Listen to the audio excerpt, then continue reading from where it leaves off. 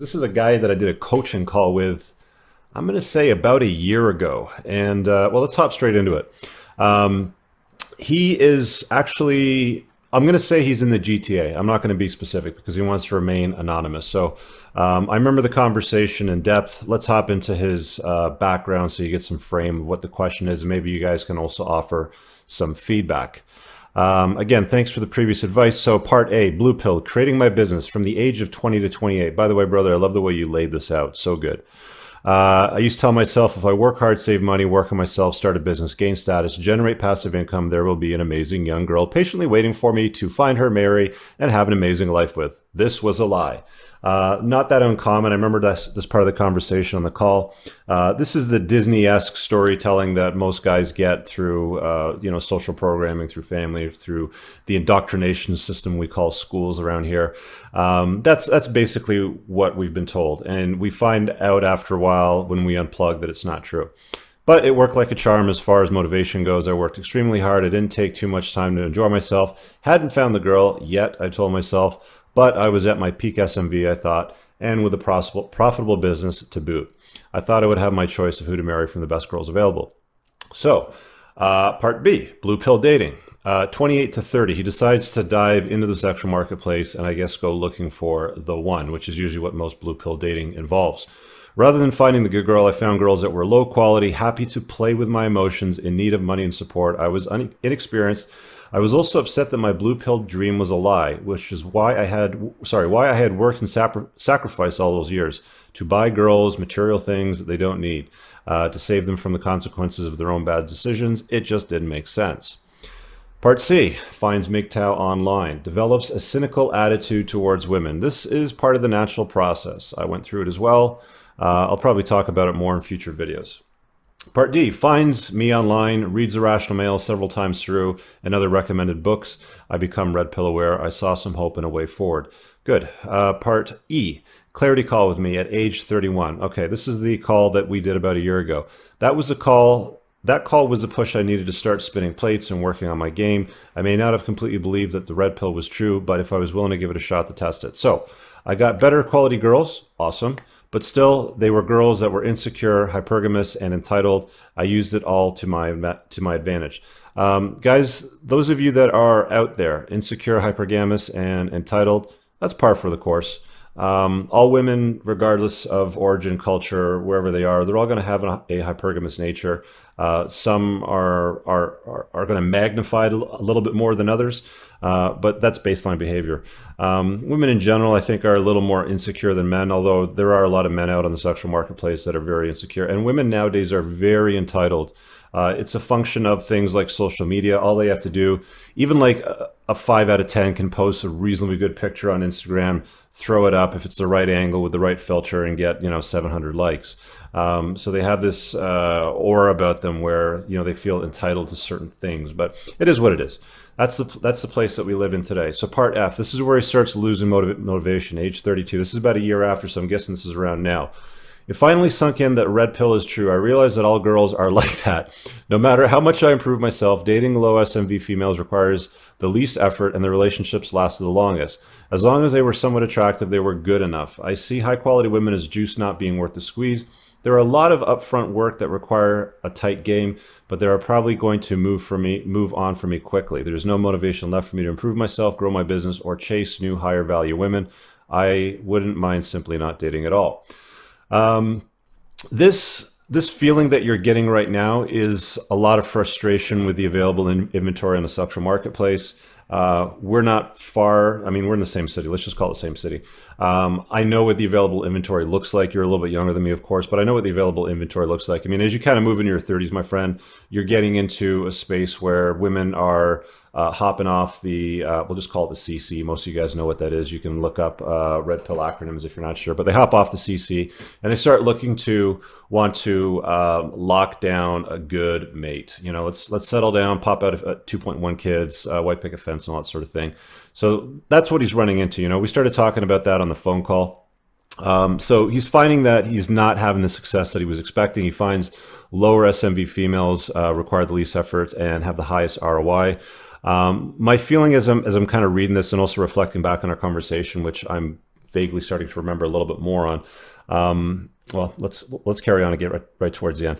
It's not red pill rage as I've spoken about. It's acceptance of female nature combining with zero fucks about anything. I think Stardust and Thinking Ape Channel refers to it as post red pill Mally. Okay, well, use YouTube video. Okay, so you guys can look that up. That appears to be the title there. And Stardust and Thinking Ape. He says, my plates due to hypergamy are lazier than me, poorer than me financially, and not as intelligent as me, and not as physically fit. So you've got lazier, broker, dumber, and fatter women in your inventory. My first question is, why are you resigning yourself to the lowest common denominator?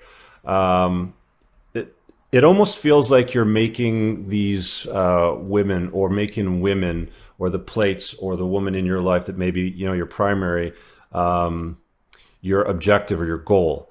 And I think that's where you might be going wrong. I mean, we'll go through a little bit more, but I think that's where you might be going wrong, is you're not chasing your purpose, your excellence. You're not moving towards mastery of yourself to become a better version of yourself.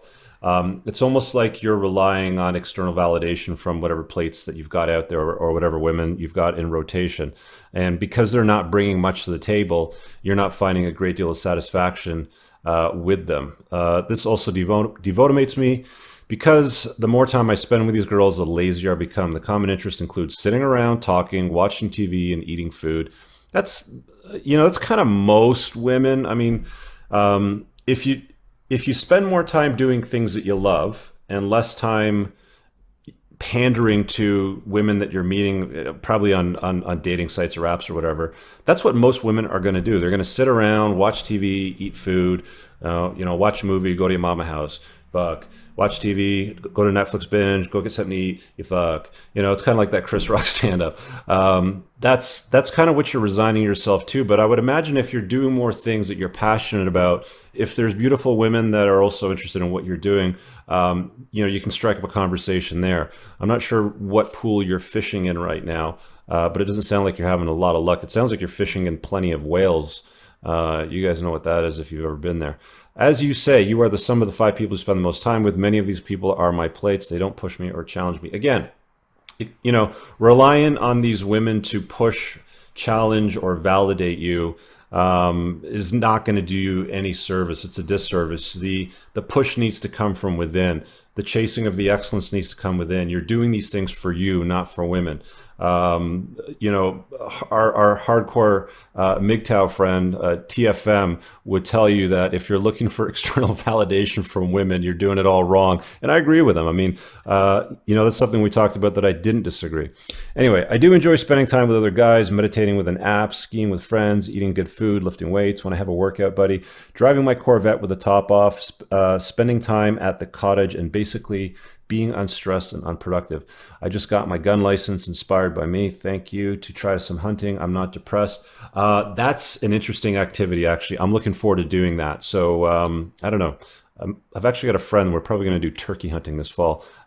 Send me an email if you're local still. Maybe we'll connect. But yeah, I'm not depressed by any means, but I consider my activities to be leisure, not real work. I'm not going to be making a dent in the universe in the foreseeable future. So you've gotten quite lazy. You've gotten very comfortable, but you've also gotten quite lazy. Now, if you're doing this for a long period of time, like years, a decade, I'd be concerned.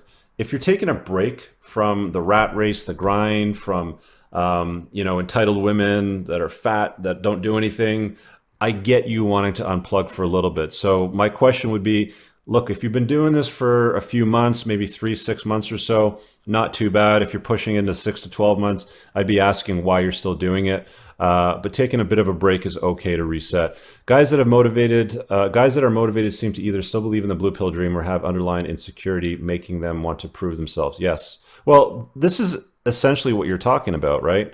Above, it's almost like these women need to validate, or higher value women will validate your mission. But if you're paying more attention to your mission, to your purpose, to your chasing of the mastery, you'll find that these women will just appear at some point.